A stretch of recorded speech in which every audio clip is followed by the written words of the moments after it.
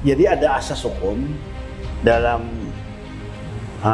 produk hukum itu namanya contrarius actus. Jadi contrarius actus itu mengatakan bahwa yang dapat mencabut atau membatalkan suatu produk hukum adalah yang membuat produk hukum itu. Tidak pernah ada misalnya memaksakan sesuatu yang sebenarnya tidak sehat, lalu kita jadikan ini sebagai budaya dan bahkan menjadi hukum yang mewajibkan kita untuk mengikuti itu tadi.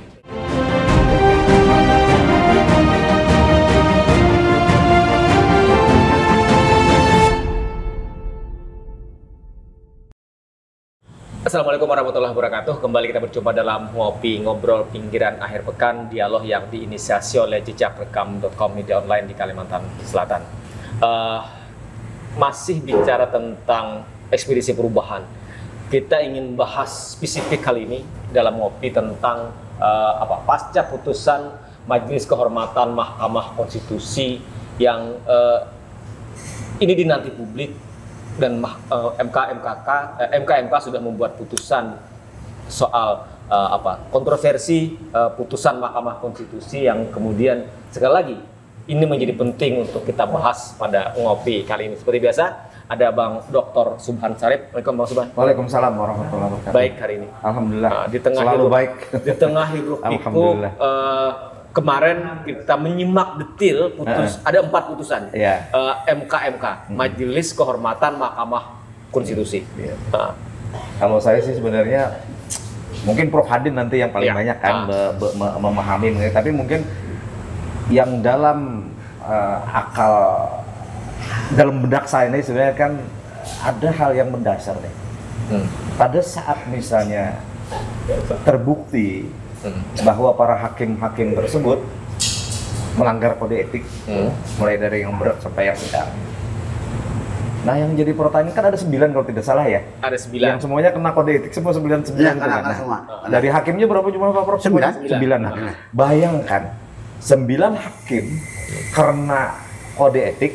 Nah, mungkin ada kode etik yang dari sisi lain, tapi secara prinsip yang kita sangat sedih itu ternyata memang perlu ada di proses aturan main dalam mengatur sebuah produk aturan, bahwa nilai etik itu harusnya bisa mementahkan apa yang menjadi produk. Karena seperti ini, bayangkan kalau bumbu, misalnya makanan Prof Hadin nih, bumbunya lempeng itu ternyata dari misalnya dibuat oleh orang yang tidak mampu, atau orang yang mampu secara sengaja menyampur di dalam racikan membuat lempeng itu adonan yang mengandung sesuatu yang sudah basi, misalnya ada ini kan ada santan kelapa kan, santannya basi, pisangnya sudah busuk, lalu itu disajikan dan kemudian disajikan ini kita makan semuanya. Kita nyatakan bahwa ini berdasarkan aturan ini sudah mengikat apa istilahnya? Final dan mengikat, padahal yang kita makan ini akan membuat kita semua sakit perut. Lalu di mana sebenarnya dasar-dasar etik dan moral yang mestinya bagian penting di dalam mengeluarkan sebuah produk hukum menjadi acuan utamanya. Nilai-nilai filosofisnya, norma hukum itu kalau tidak salah satunya etika dan moral kata Pak Hadin ya. Nah, jadi norma hukum sendiri yang tadi saya cerita, lempeng yang membuat orang sakit perut semua, bahkan bisa saja menjadi racun, kita keracunan semua, lalu dengan alasan bahwa itu sudah mengikat, ini tetap dipaksakan untuk dilakukan. Padahal orang yang membuat adonan tadi sudah dihukum ya, moral. sudah dihukum. Lalu kenapa sajian ini tetap kita makan bersama-sama dan kita terima? Padahal sajian ini sangat berbahaya bagi kelangsungan kita bernegara. Nah, itulah saya sebenarnya sangat itu nanti kita akan maka itulah yang sangat ini. Makanya Prof Hadin nanti lah yang lebih banyak ininya. Apakah tidak ada celah sebenarnya? Kita langsung ke Pak Prof Hadin. Pak Prof, ini kan menjadi menarik pasca putusan ini MK. Saking berapinya belum mengucapkan selamat malam. Kali ini kita langsung Pak Prof. Ini udah ada basa-basi langsung nih kan. Ya, karena tadi kan sudah panjang. Ini gara-gara Bang Subhan nih kan. Karena Bang Subhan langsung ke inti. Nah, ini sebenarnya karena kita ini saking bingung dan saking merasa gelisah. Ya. Kalau seperti ini kan ada yang tidak beres dalam negara Betul, kita. kita sepakat itu Bang. Karena kita apa ya? Kita agak gregetan dengan situasi Iya. ini gitu. Karena ada sesuatu yang kemudian dalam asumsi kita berbeda dengan asumsi yang orang lain. Makanya tadi saya langsung contohnya itu lempeng karena saya tahu kesukaan Prof Hadi ini lempeng gitu ya. Nah, tapi mungkin boleh jadi Bang ya, dalam sepanjang yang saya pahami misalnya, boleh jadi kita punya harapan banyak, kita punya ekspektasi yang tinggi terhadap MK-MK. Iya. Tapi jangan-jangan memang MK-MK ini kan juga terbentur dengan kewenangan kan Pak Prof. Nah, itu yang ingin kita baca misalnya. Kan dalam banyak diskusi misalnya, MK-MK tidak bisa kemudian membatalkan putusan Mahkamah Konstitusi putusan 90 itu kan Pak Prof, karena itu tadi misalnya. Nah, tapi setidaknya apa yang sudah dilakukan oleh Masa MK membiarkan kita makan lempeng yang busuk iya. aja berarti itu? Alur yang tadi logika disampaikan Bang Subhan, saya paham detail soal itu. Nah, tapi kita ingin Ini ahlinya. Kita ingin ke Pak Prof Nadin. Ya, bicara itu. Itu sebenarnya pertanyaan itu sudah berulang-ulang tanyakan orang lain kan kemarin kan. Jadi kan gini lah. Dibentuknya MK tadi, Majelis Kehormatan Mahkamah Konstitusi, itu karena ada pelanggaran kode etik hakim. Karena di dalam ketentuan kan kalau ada hakim diduga melanggar kode etik hakim, maka dibentuklah Mahkamah Kehormatan untuk mengadili hakim. Nah, yang diadili itu adalah soal perilaku. Nah, soal perilaku hakim. Jadi kode etik hakim itu menyangkut perilaku semua. Nah, lalu di ujungnya kalau terbukti maka sudah sediakan sanksi-sanksinya. Nah, pada soal perilaku. Nah, memang saya kurang sependapat. Ya kan kemarin kan 3 hakim, ya. Ya. 1 hakim disenteng. Ya, Binsar R. Saragih. Nah, Saragih ini kan bedanya dengan yang 2 ini, dia ke arah pemberhentian hakimnya. Pecat lah. Kalau yang 2 ini kan ke arah jabatannya. Nah, Jabatan sebagai ketua mahkamah. nah, saya setuju dengan Bintan Saragih. Karena apa? Karena pelanggaran yang dilakukan oleh Ketua MK. atau Anwar MK itu, Usman. Anwar Usman itu kapasitasnya sebagai hakim, bukan sebagai ketua. Jadi karena dalam aturan itu kan hakim dilarang, hakim harus mengundurkan diri, wajib mengundurkan diri apabila ya menghadapi konflik kepentingan. Prof, sebentar. Itu kan diatur di dalam Undang-Undang Kekuasaan Kehakiman. Iya. Artinya ketika sidang dalam soal tadi, soal kode etik hakim MK juga menggunakan Undang-Undang Kekuasaan Kehakiman. Iya, iya. Jadi kan ini kan terikat semua kan. Jadi semua badan-badan peradilan. Jadi tidak hanya untuk hakim di bawah Mahkamah Agung. Bukan hanya MK saja. Bukan hanya MA aja. Iya.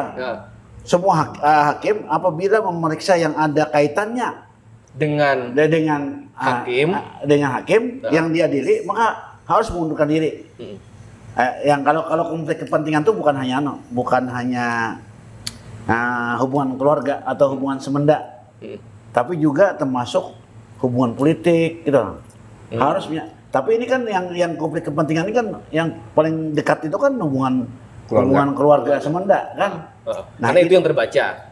Itu wajib. Nah, yang wajib tadi bukan mengundurkan diri sebagai ketua MK, mengundurkan diri sebagai hakim ikut mengadili kasus itu. Nah, maka yang bersalah itu Anwar Usman tadi adalah sebagai hakim, yang bukan sebagai ketua MK. Maka yang dipecat adalah hakimnya. Artinya Prof setuju dengan dissenting opinionnya Pak Binsar. Nah, ini dugaan aja Bang lah, dugaan. Ini kompromi. Nah, kira-kira kompromi. Itulah. Prof, tapi kan ada alasan yang disampaikan Prof Jimli misalnya. Kalau sanksinya kan pelanggaran berat nih. Kalau sanksinya adalah pemecatan yang tadi disampaikan, pemberhentian tidak dengan hormat, seperti disampaikan Pak Binsar misalnya. Maka kan ada ruang di dalam Undang-Undang MK itu kemudian yang bersangkutan untuk melakukan upaya pembelaan diri. Pembelaan diri. Iya. Nah, kalau melakukan pembelaan diri berarti kan akan membentuk MK-MK baru lagi di luar daripada MK-MK yang ada kan. Nah, ini kan akan memperpanjang waktu Pak Prof. Sementara misalnya salah satu klausul yang disampaikan pemohon adalah ingin ada kepastian. Makanya kemudian minta diputus itu sebelum tanggal 8. Iya, yang bekerja dengan waktu. Iya, betul. Nah, kita kan prinsip hukumnya kan. Iya. Jadi dia keliru. Nah, karena itu ada kompromi, ada pertimbangan lain. Jadi asas lain. Nah, ada pertimbangan lain kan karena diambil. Ini di ranah politik soalnya kan, bukan di ranah tidak semata hukum. Nah, jadi kan kembali tadi kan ini kaitan dengan perilaku, tidak ada dengan hasil pekerjaan. Nah, jadi ada asas hukum dalam produk hukum itu namanya contrarius actus. Jadi contrarius actus mengatakan bahwa yang dapat mencabut atau membatalkan suatu produk hukum adalah yang membuat produk hukum itu. Jadi suatu produk hukum dapat dicabut atau dibatalkan hanya dapat dilakukan oleh yang membuat produk hukum itu. Nah, maka yang dapat membatalkan itu adalah MK sendiri. Nah, sekarang ini kekosongan hukum acaranya. Nah, hukum acaranya. Iya, MK itu terbatas bahwa menyatakan soal kode etik. Selesai lah. Nah, saya tidak sependapat dengan Prof. Dini itu kan otomatis jadi batal putusan. Kan itu berbeda tadi kata. Nah, berbeda. Nah, seharusnya harus dilanjutkan lagi kan. Bahwa itu ada cacat sudah kan, cacat bawaan. Cacat. Jadi semestinya ini kan dilanjutkan lagi. Minta ke hakim yang baru, yang hakim yang sudah untuk mengkaji ulang. Nah, dengan kalau misalnya 8 draw ya. Tapi katanya hanya kan gini kan 3 setuju, 2 tengah-tengah, 2 tengah-tengah nih. Kuring. Nah, yang alasan berbeda. Lain. Oh, beda lagi. Lain yang abstain gitu. Bukan juga abstain tapi kemudian mengambang ya dua tapi lalu 2 ini tarik ke tarik ke setuju. Padahal kan Prof ini itu kan itu grup kami tuh Prof ini tuh. Katanya dia condongnya nggak menolak. Nah, tapi ditarik ke menyetujui. Nah, 4 ini kan sudah menolak, tegas kan 4. Nah, jadi seandainya 4-2 jadi 6. Nah, ya. Kalau misalnya tadi yang menolak nih gugur 1, diulang kan. Nah, jadi draw kan, draw. Ya, 4-4 kan? 9 dengan 4. Dan tapi tidak boleh ketuanya. Karena tidak boleh hakim genap tidak boleh. Harus ganjil. Karena akan terjadi kalau voting itu. Kalau voting seimbang. Tapi di situasi ini berarti kan hanya sisa 8 kan, Pak Prof? Iya, sisa 8. Harus segera diisi satunya. Tapi kan dia kena hukuman aja kan ya. Tidak dipecat. Nah, ini jadi masalah. Ketika kalau misalnya ada yang mengajukan peninjauan yang sekarang sudah masuk ke register nih. Lain lagi yang masuk ini. Iya, yang masuk ke register kan ada lagi nih. Itu berarti nanti disidang oleh 9 atau 8? 8 kan dilarang kan dia sudah kena hukuman. Berarti dia tidak hanya kemudian untuk kasus sengketa pilkada, tapi juga termasuk ini. Kasus itu kan yang menyebabkan dia konflik kepentingan.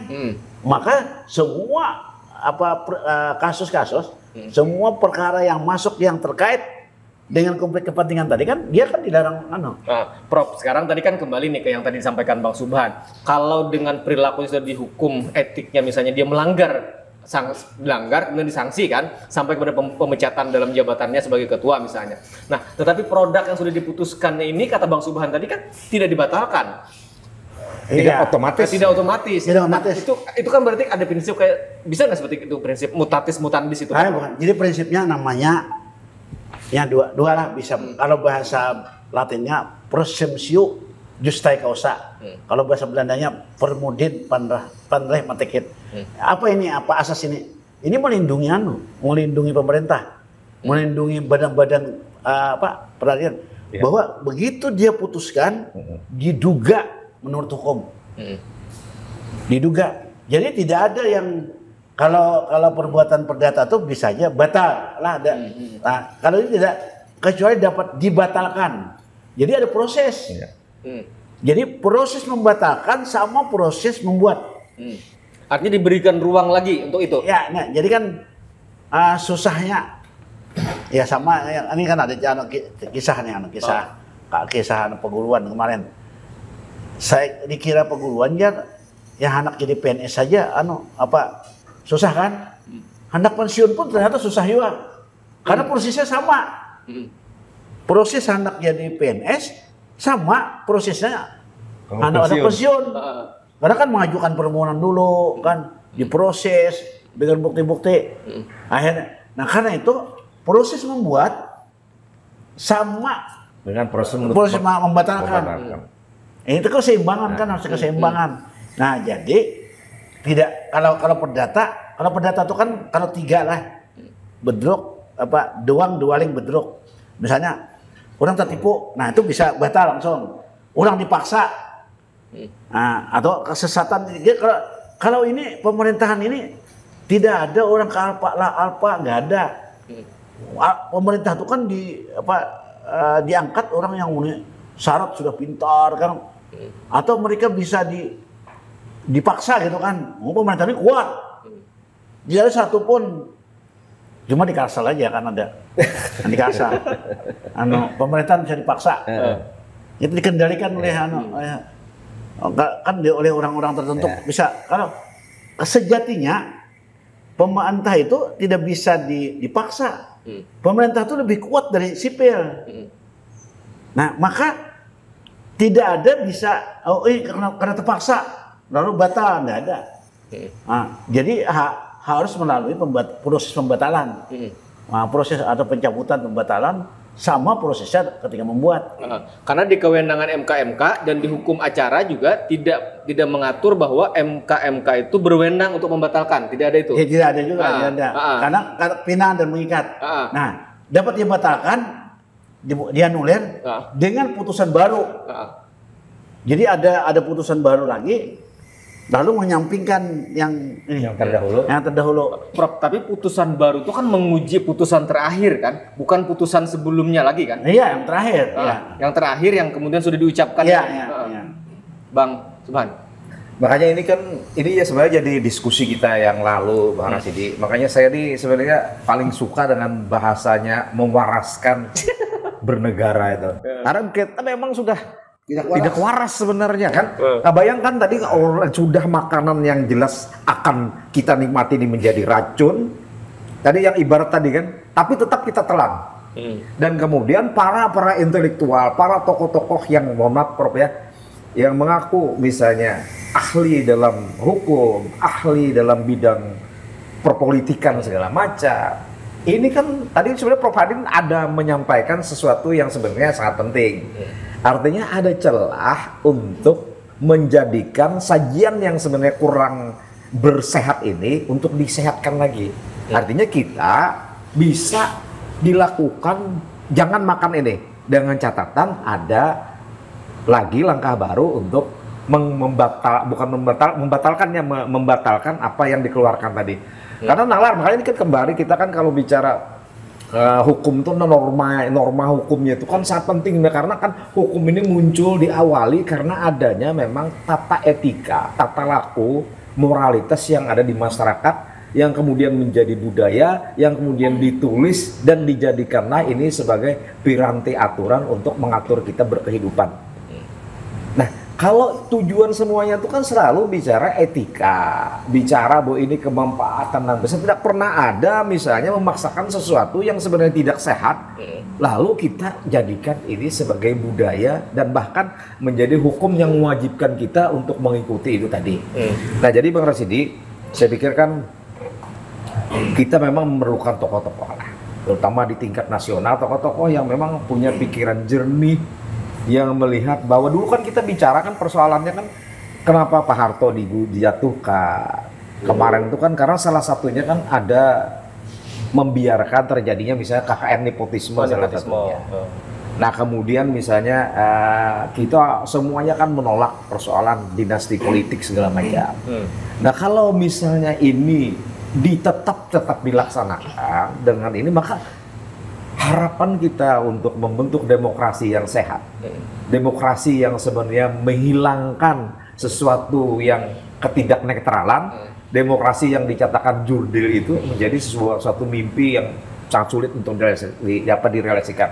Nah, ya dengan dasar itu sebenarnya yang mungkin ini jadi bertanya ke Pak Prof kan sebenarnya kita ini apa langkah yang harus kita lakukan dengan secepatnya supaya ini terutama para tokoh-tokoh kan yang merasa alergi dengan persoalan yang terjadi ini, yang selalu menolak dinasti segala macam, apa yang harus mereka lakukan agar ini bisa diselesaikan. Tapi memang saya melihat sebenarnya sependapat dengan Pak Adi bahwa ini bagian dari kompromi. Jalan tengah yang dilakukan MK ini kan kompromi agar sesuatu yang sebenarnya mereka pahami bahwa ini memang sudah salah, lalu untuk menyenangkan apa yang memberikan harapan kepada publik, lakukanlah langkah yang ini tadi, yang muncul ini tadi. Tapi sebenarnya persoalan inti utama yang menjadi kegelisahan publik itu tidak diatasi. Ini istilahnya kan hanya melempar mengatasi masalah, tetapi sebenarnya tidak menyentuh akar masalahnya. Karena yang dikhawatirkan publik sebenarnya bukan persoalan etikanya, tapi keputusannya. Lalu keputusannya dialih ke persoalan etika. Atau itu mungkin itu tadi Bang yang tadi disampaikan Prof Hadin, bahwa memang di hukum acaranya dan di kewenangan MK itu dibatasi oleh itu, maka kemudian diselesaikan soal moral etikanya, terbukti melanggar dengan sanksinya ini. Kita saya setuju dengan tadi kompromi misalnya dengan bahasanya Prof Hadin. Nah, soal bagaimana menyelesaikan, karena kita akan tunggu nih, karena gugatan sudah masuk, sudah terregister nih. Ya, tapi waktunya kan. Nah, makanya itu nanti yang kita sampaikan ke Prof Hadin. Nah, makanya yang jadi problem kita karena ini waktunya, nih hitungan saya, nih cuma apa ya? Cuma semacam analisis atau mungkin ini saya. Hitungan saya yang ada ini tetap berjalan, tapi nanti akan ada muncul yang baru lagi muncul untuk di 2000 membatalkan yang ada itu, tapi diterapkannya untuk di 2029 yang ada ini tetap berjalan. Ya.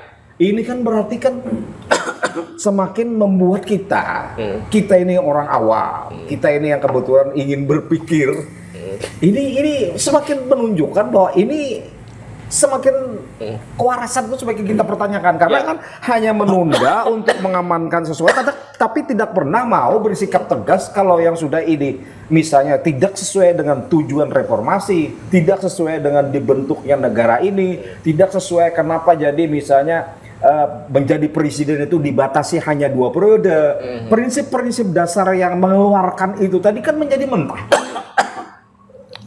Hanya merubah cerita yang dulunya misalnya 2 kali yang bersangkutan tidak bisa, tapi nanti bisa saja dilakukan oleh istrinya, oleh anaknya, oleh saudaranya segala macam. Ini kan bahaya sebenarnya ini. Nah, ini yang sebenarnya di publik itu, di kita itu kekhawatirannya tuh sebenarnya di sini.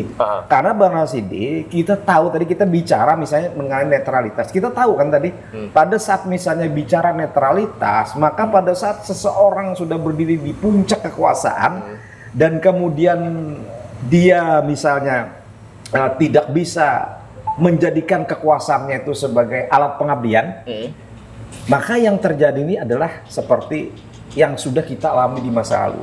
Kita melihat bagaimana misalnya eranya Bung Karno dulu, lalu akhirnya dijatuhkan dengan cara yang sebenarnya sangat kurang bagus juga kan.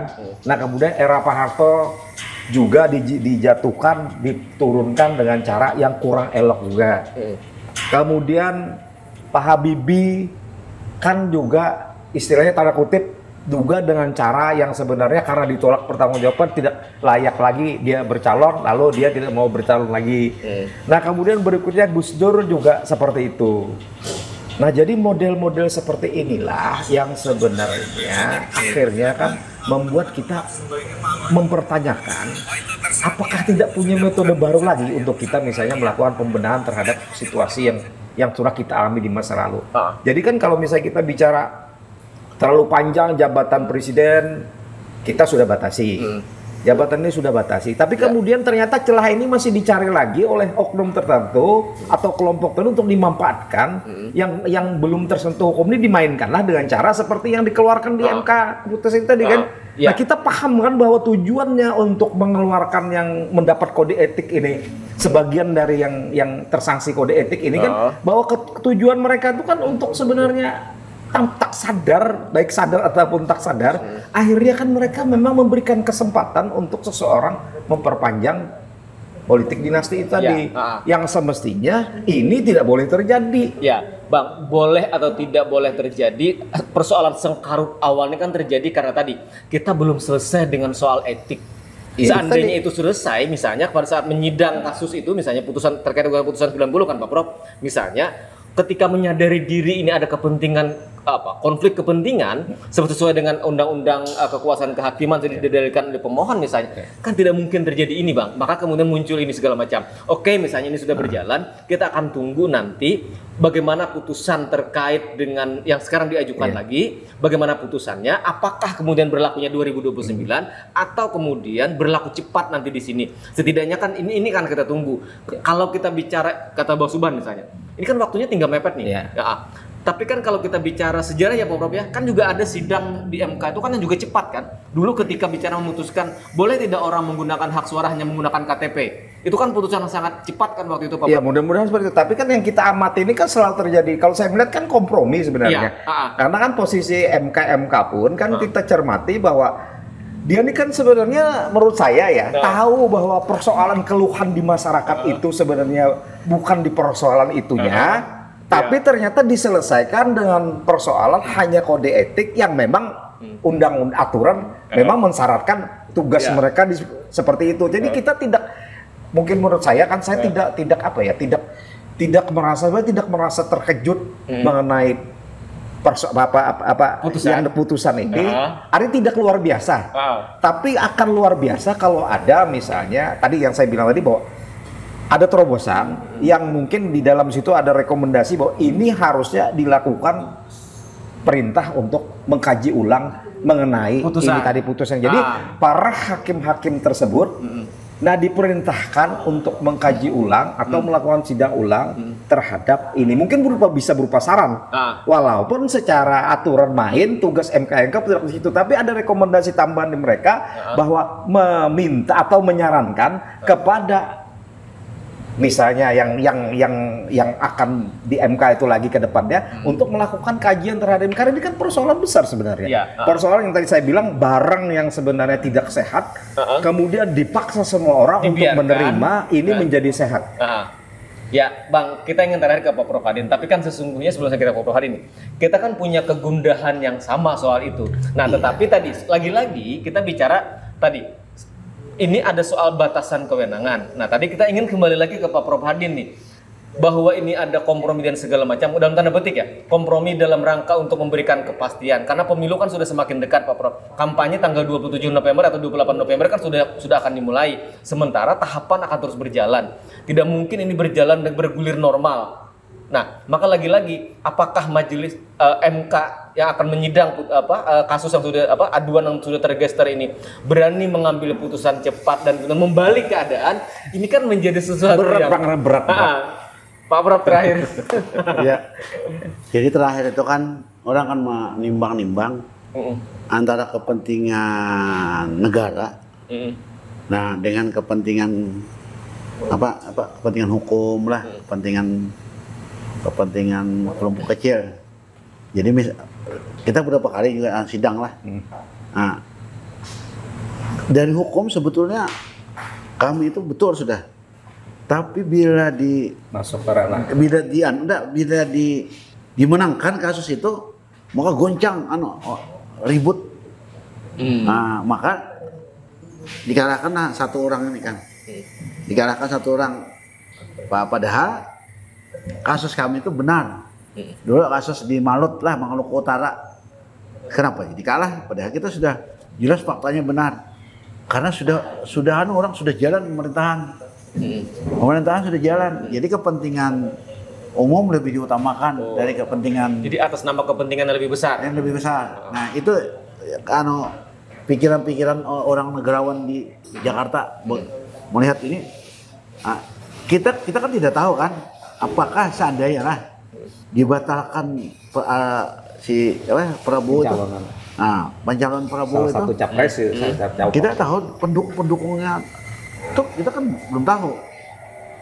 Orang intelnya kan tahu semua masuk. Nah, kalau itu akan terjadi chaos, yang diberitahu bahwa ini putusan sangat berbahaya kan. Nah itu yang kita belum tahu. Karena itu ini ketika ada kasus itu yang bergerak tuh bukan hanya soal hukumnya, semua pasukan intelijen bergerak juga untuk menjaga keseimbangan. Iya, sama ketertiban masyarakat. Itu terakhir yang diutamakan. Jadi dibalik keputusan. Jadi walaupun misalnya keputusannya itu rada-rada salah, tapi untuk ketertiban umum, untuk ini menjadi sesuatu yang dianggap benar dulu lah. Ini atas nama kepentingan yang lebih besar, agar sekali lagi ada kepastian hukum, menghindari terjadi hal-hal yang tidak diinginkan, chaos segala macam.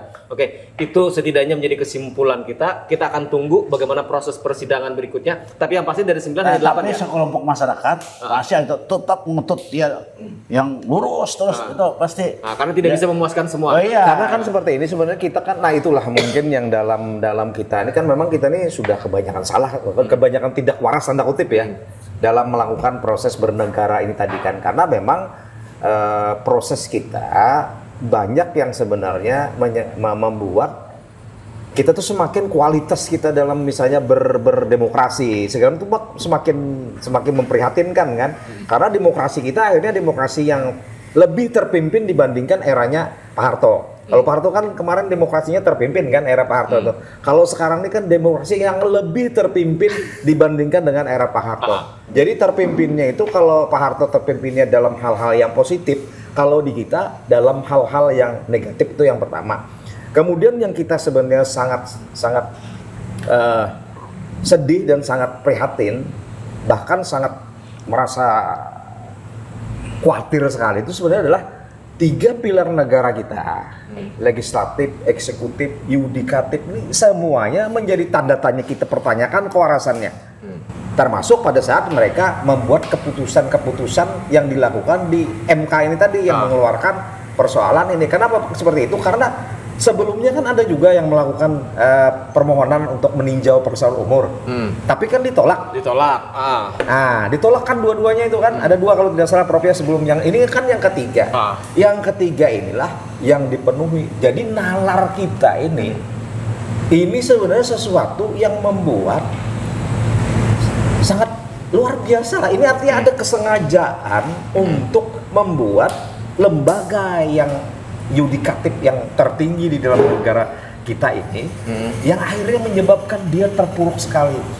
Ini berbahaya karena begitu ini sudah terpuruk, kemudian di eksekutifnya juga seperti yang kita rasakan saat ini, misalnya ada kolaborasi dalam hal tertentu yang tadi terpimpinnya itu bukan ke arah sesuatu yang lebih banyak nilai positifnya, tapi hanya kepentingan kelompok dan golongan terpimpinnya itu tadi.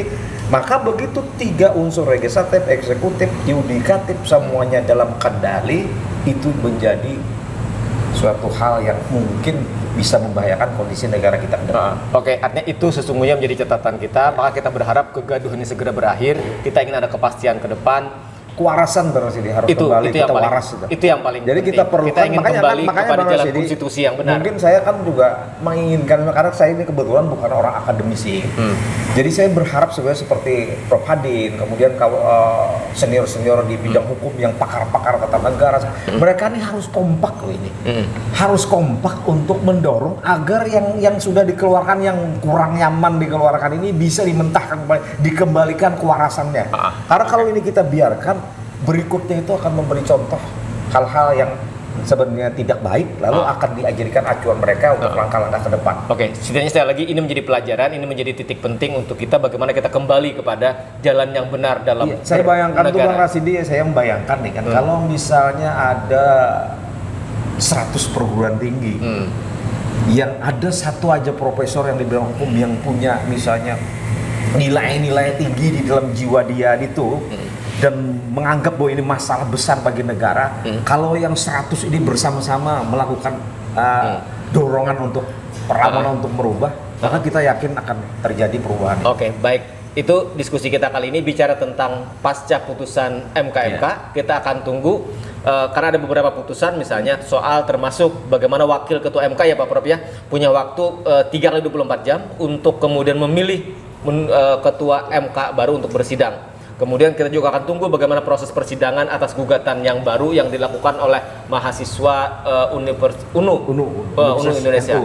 Oke. Baik, terima kasih Pak Prof Madin, terima kasih Bang Suban. Demikian untuk sore kebersamaan kita dalam ngopi kali ini, ekspedisi perubahan, bicara tentang pasca putusan Majelis Kehormatan Mahkamah Konstitusi. Kita akan tunggu bagaimana persidangan MK berikutnya untuk mengadili gugatan berikutnya soal putusan terakhir Mahkamah Konstitusi. Terima kasih dan wassalamualaikum warahmatullahi wabarakatuh. Waalaikumsalam.